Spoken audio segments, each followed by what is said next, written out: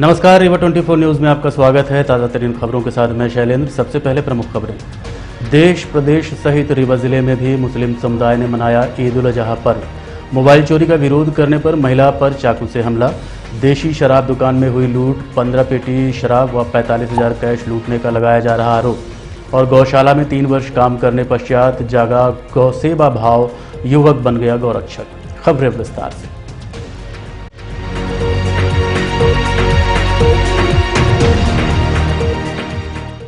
देश प्रदेश सहित रीवा में भी मुस्लिम समुदाय द्वारा मनाया गया कुर्बानी का पर्व ईद उल अजहा। शासन की गाइडलाइन के आधार पर मस्जिदों में नमाज पढ़ते नजर आए मुस्लिम भाई। ईद उल अजहा यानी बकरीद इस्लाम धर्म को मानने वाले लोगों का प्रमुख त्यौहार है।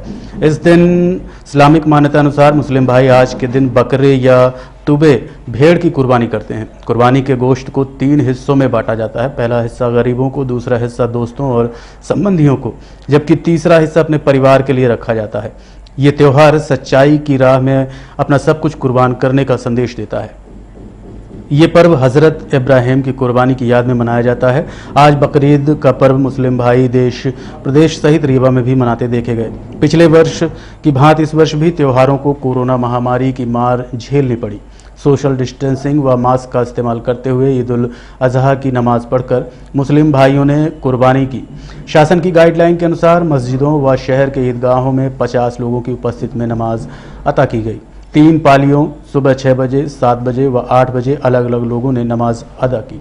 शहर की मस्जिदों में, ईदगाहों में रीवा कलेक्टर इलैया राजा टी के निर्देशों पर साफ सफाई, विद्युत व्यवस्था, जल आपूर्ति आदि हेतु संबंधित विभाग की मुस्तैदी देखी गई।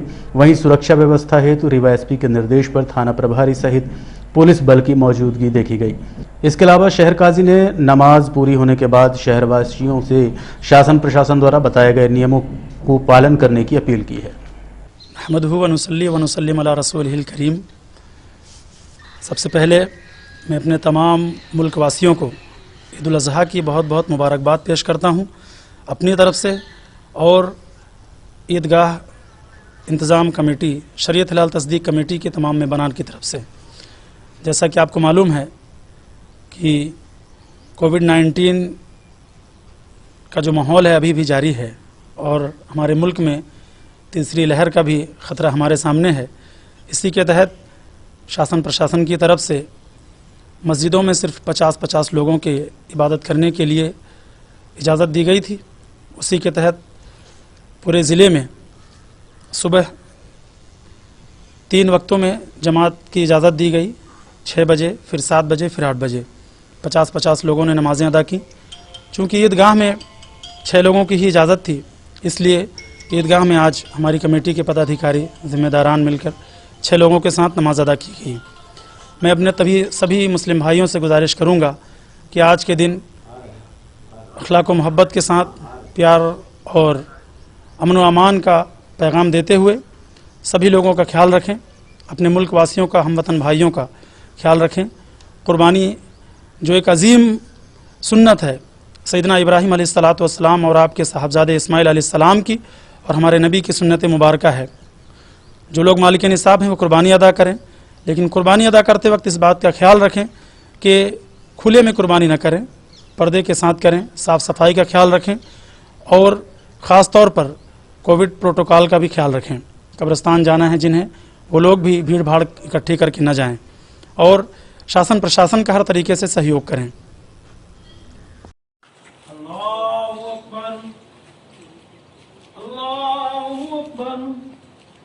हिफाजत फरमा, दिन और दुनिया की बरकतों से माला माल फरमा, दारैन की खुशियाँ अता फरमा, दारैन की खुशियों से सरफराज फरमा।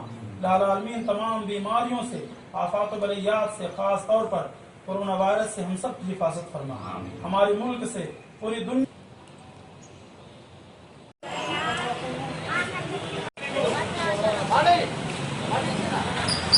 मोबाइल चोरी का विरोध करने पर चोरों ने चाकू से किया हमला। प्रत्यक्षदर्शियों ने आरोपियों को पकड़कर धुनाई करते हुए पुलिस के हवाले किया। रीवा जिले के गोविंदगढ़ थाना क्षेत्र अंतर्गत शिवपुरवा निवासी महिला मंजू बंसल अपने बच्चे को उपचार हेतु गांधी मेमोरियल अस्पताल के बच्चा वार्ड में भर्ती कराने आई, जहां खाना वाला आया और महिला कुछ दूरी पर जाकर खाना लेने लगी। इसी बीच 2 चोर आए और महिला का मोबाइल बेड से उठाने लगे। तभी आसपास के लोगों ने महिला को आवाज़ लगाई, इसी बीच आरोपी भागने लगे और महिला भी आरोपियों के पीछे भागी। जैसे ही अस्पताल चौराहे तरफ स्थित गेट के पास आरोपी पहुंचे, महिला ने एक आरोपी को पकड़ लिया, जिसके पास मोबाइल था। महिला मोबाइल छीनने में तो कामयाब हो गई। इसी बीच आरोपियों ने महिला पर चाकू से हमला कर दिया।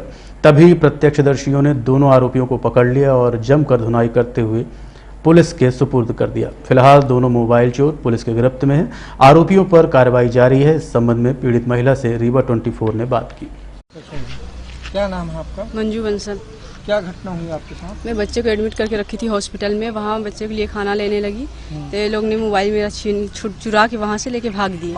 हॉस्पिटल से जब भाग दिए हैं तो दूसरे लोग देखे बोले आपको मोबाइल लिए जा रहे हैं। तो मैं वहाँ से दौड़ पड़ी जब तो दौड़ते दौड़ते गेट के बाहर आ गई। हॉस्पिटल चौराहा में पहुँच गई तो एक को तो मिल गया, हाथ में ही आ गया, पर उसने चाकू मार दिया। मारा गले में, तो मैंने ऐसे हाथ करी तो मेरे हाथ में लगा, यहाँ पर लगा हाथ में लगा। इसके बाद पब्लिक को मैं चिल्लाई, आवाज़ दी तो सब दौड़ आए तो पकड़े, उन लोग को पकड़ लिए। मोबाइल तो मेरा मिल गया है, पर वो लोग के हाथ। कहाँ के निवासी हैं? सिपुरबा चौकी, गोविंदगढ़ चौकी थाना, वही सिपुरबा में गोविंदगढ़ थाना है जी। क्या नाम है तुम्हारा?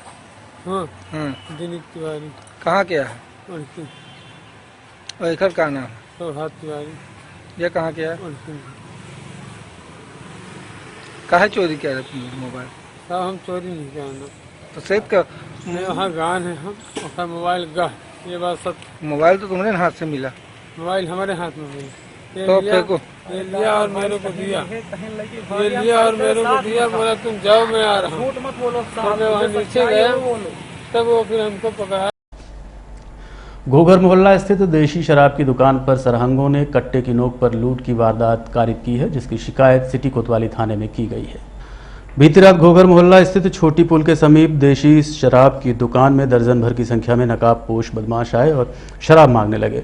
उस वक्त लगभग 11:30 बजे हुए थे। शराब दुकानदार के कर्मचारी शिव कुमार यादव, सुरेश सोनी, अभिषेक दुबे, प्रेमलाल माझी खाना खा रहे थे। उन्होंने अंदर से कहा दुकान बंद हो चुकी है, शराब अब नहीं मिलेगी। जिसके बाद दर्जन भर की संख्या में आए आरोपी गेट कूदकर दुकान के अंदर आ गए और कट्टे की नोक पर कर्मचारियों को बंधक बनाते हुए 15 पेटी शराब और कंटेनर में रखे 45,000 रुपये लेकर 9-2-11 हो गए।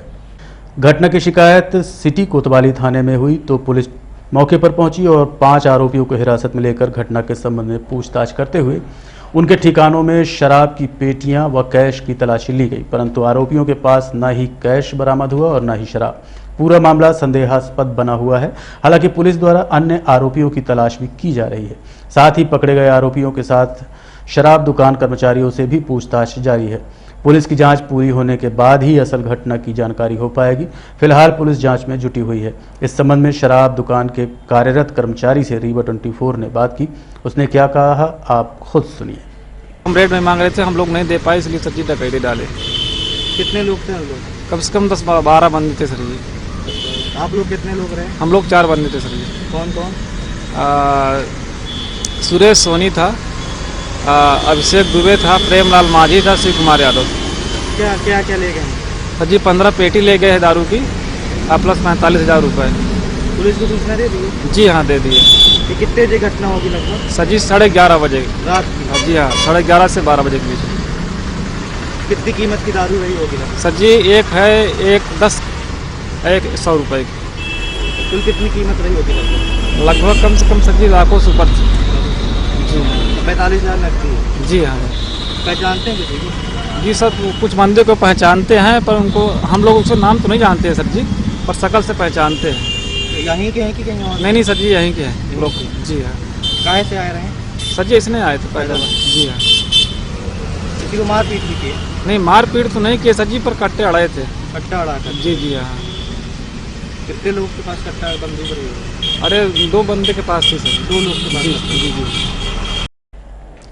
गौशाला में 3 वर्ष प्रबंधक पद पर कार्य करने के दौरान जागृत हुआ गौसेवा भाव राम कलेश यादव को बना दिया गौरक्षक। पौराणिक मान्यताओं के अनुसार कहा गया है कि गौसेवा करने से सभी तीर्थों में पुण्य का लाभ मिलता है। कहा गया है कि गौमाता में 33 कोटि देवताओं का वास होता है। इंसान गौसेवा से भय मुक्त हो जाता है। एक ऐसा ही व्यक्ति रीवा में है जो विगत 12 वर्षों से जय जननी जय गौ माता की सेवा में लगा हुआ है। उसने बताया कि गौ संवर्धन बोर्ड के उपाध्यक्ष राजेश पांडे द्वारा उसे लक्ष्मण बाग गौशाला में प्रबंधक के पद पर 3 वर्ष के लिए रखा गया था।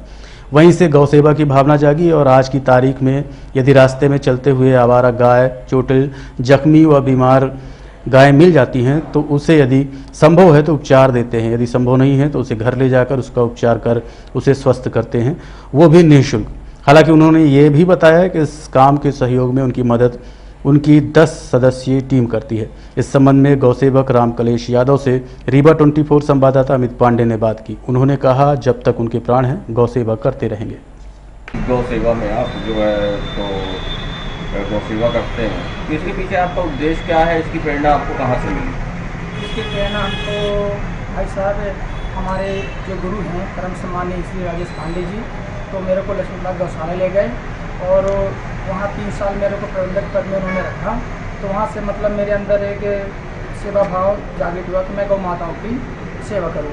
फिर इसके बाद जब वहाँ से मैं आया तो यहाँ जैसे रोड में कहीं गौ माता अगर पड़ी हैं तो अगर मैं देखा तो अपने से उनका फ्री इलाज, अगर वहाँ व्यवस्थित नहीं है तो अपने घर ले जाकर उनका विधिवत इलाज करता हूँ जब तक ठीक नहीं हो जाती। जैसे कहीं से फोन आ गया आपको कि यहाँ पे गौ मतलब गाय जो है बीमार पड़ी हुई है और उसके लिए किसी प्रकार से कोई फंड मुहैया नहीं करवा रहा है, आवारा पशु है, तो उसके लिए कैसे आप लोग काम करते हैं? जैसे दवाई भी लगती होगी, पैसा भी लगता होगा। जी जी जी।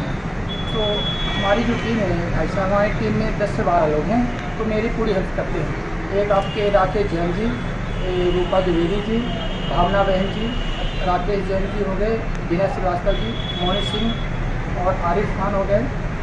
ऐसे मतलब अपने पास 8-10 हैं अपने टीम में जो विधिवत मेरी हर जगह हेल्प करते हैं। और जो मेरे अंदर जागृत हुई प्रेरणा गौ माता की सेवा करने की, उसमें राजेश पांडे जी का बहुत बड़ा सहयोग। पूर्व सांसद प्रत्याशी सिद्धार्थ तिवारी ने आज निज निवास में पत्रकार वार्ता आयोजित की।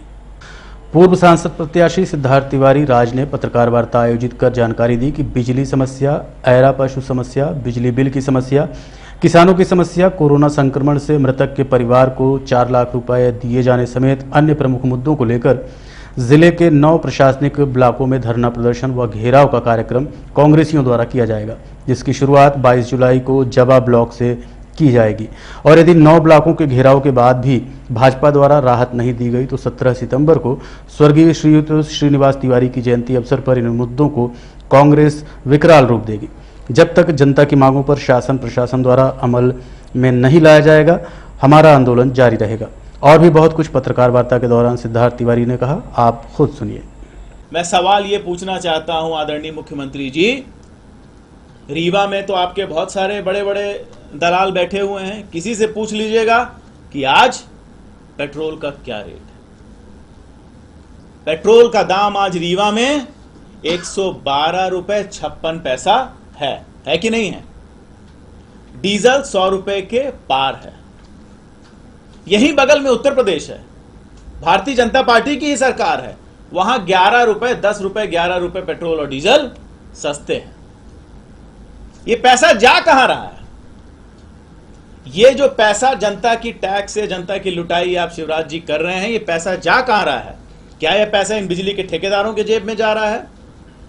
क्या ये पैसा मॉडल रोड जैसी खस्ताहाल रोडों को बनाने के लिए आपके लाडले ठेकेदारों के जेब में जा रहा है? क्योंकि किसान को तो कुछ इसका मिल नहीं रहा, आम जन को तो उसका हिस्सा इस टैक्स का मिल नहीं रहा, टैक्स के नाम पे सिर्फ प्रताड़ना उसको मिल रही है।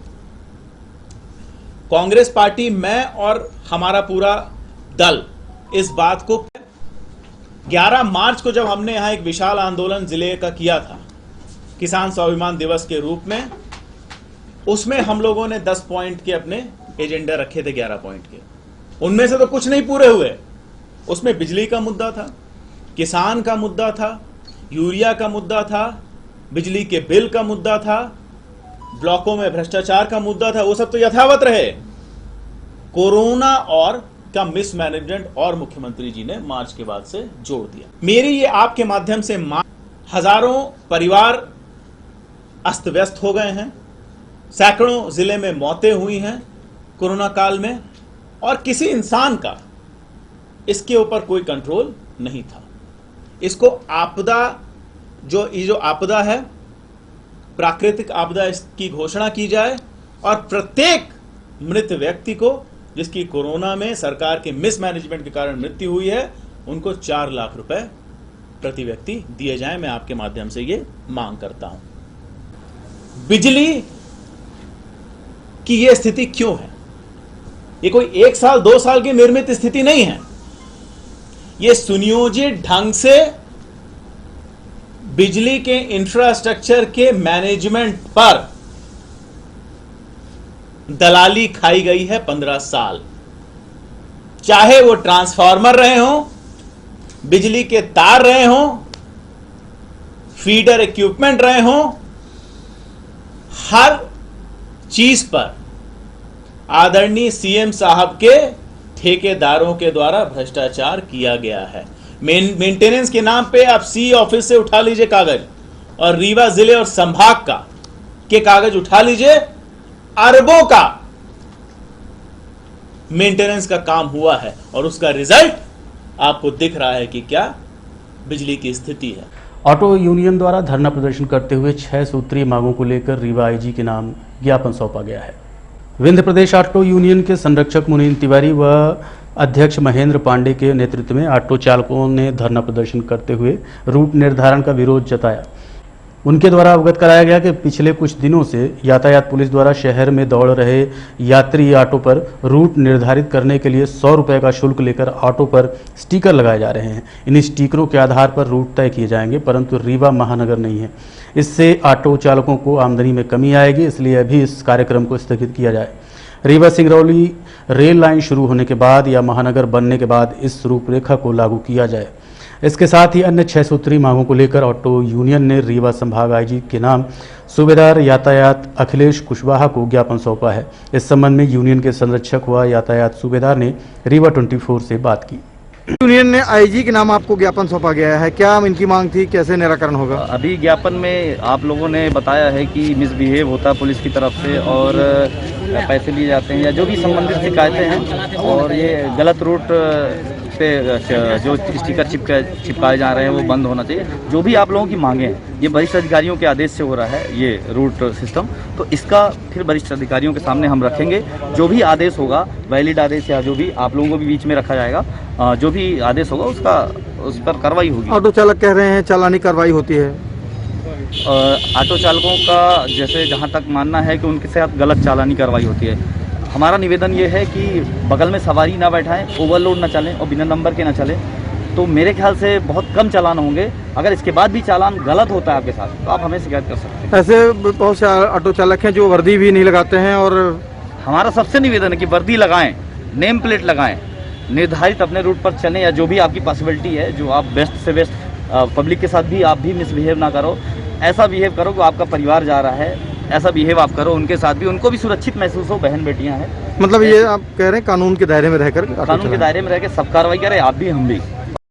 कुछ दिन पहले से यातायात डिपार्टमेंट की तरफ से एक स्टिकर लगाया जा रहा है। 5000 ऑटो चालक हैं, 100 रुपये में स्टिकर लगाया जा रहा है, रूट तय किया जा रहा है कि कौन कहाँ चलेगा। चूंकि ये महानगर नहीं है और रूट के अनुसार ऑटो वाले जो फाइनेंस कराकर ऑटो निकाले हैं वो नहीं जी सकते हैं। सब पढ़े लिखे नौजवान ऑटो चला रहे हैं। बेरोजगारी है पूरे रीवा में, विंध्य क्षेत्र में। तो इसलिए हमारी पहली मांग है कि इस तरह रूट वाला जब तक ये महानगर न बन जाए, जब तक ललितपुर सिंगरौली रेलवे लाइन न चालू हो जाए, तब तक ये रूट वाला जो सिस्टम चालू न किया जाए और ये 100 रुपये की अवैध वसूली न कराई जाए, इसे बंद किया जाए। ऐसा मेरा बड़े अधिकारियों से, खास तौर से आईजी साहब को ज्ञापन देंगे और उनसे हमारी ये मांग है। देखते रहिए रीवा 24 न्यूज। मिलते हैं इस छोटे से ब्रेक के बाद। हड्डी जोड़ एवं रीढ़ रोग तथा स्त्री रोग एवं प्रसूति रोग का इलाज एक ही छत के नीचे। विघ्नहर्ता hospital and trauma centre, hotel landmark के पास, रतहरा, रीवा। डॉक्टर संतोष सोनी, पूर्व चिकित्सक, बॉम्बे हॉस्पिटल, मुंबई। हड्डी जोड़ एवं रीढ़ रोग विशेषज्ञ, छोटे चीरे एवं दूरबीन विधि द्वारा हाथ तथा पैर की हड्डियों का ऑपरेशन। गठियाबात, जटिल एवं बिगड़े हुए फ्रैक्चर का बेहतर इलाज करते हैं डॉक्टर संतोष सोनी।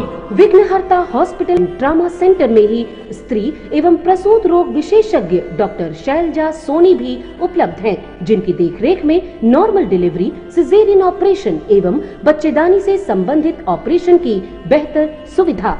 संतानहीन दंपत्ति तत्काल संपर्क करें। विघ्नहर्ता hospital and trauma centre, hotel landmark के पास, रतहरा, रीवा। सुविधाजनक एवं सफल इलाज हेतु आज ही संपर्क करें। विघ्नहर्ता hospital and trauma centre, hotel landmark के पास, रतहरा, रीवा। मोबाइल नंबर 7828781983 अथवा 8462956774 पर।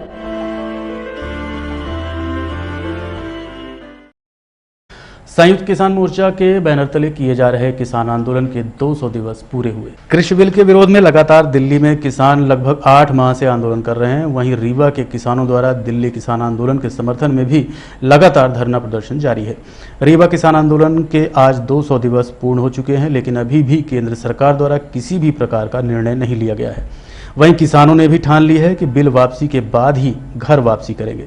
इस संबंध में संयुक्त किसान मोर्चा के संयोजक शिव सिंह से रीवा 24 संवाददाता अमित पांडे ने बात की।